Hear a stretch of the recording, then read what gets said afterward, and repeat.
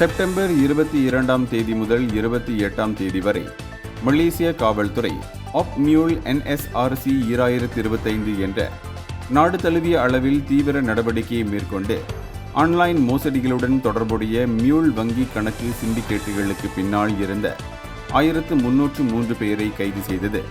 புக்கெட் அமானின் வர்த்தக குற்றப்பிரிவு தலைவர் டத்தோ ருஸ்டி முகமது ஈசா இந்த நடவடிக்கையின் விவரங்களை அறிவித்தார்.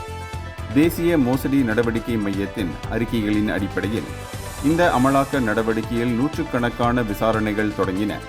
இவற்றில் 270 வழக்குகள் ஏற்கனவே நீதிமன்றத்தில் குற்றப்பத்திரிகை தாக்கல் செய்யப்பட்டு மேலும் பல வழக்குகள் விசாரணையில் உள்ளன.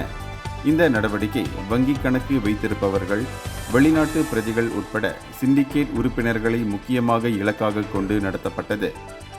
இதன் முதன்மை நோக்கம் ஆன்லைன் நிதி பாதுகாப்பில் பொதுமக்களின் நம்பிக்கையை மீட்டெடுப்பதாகும்.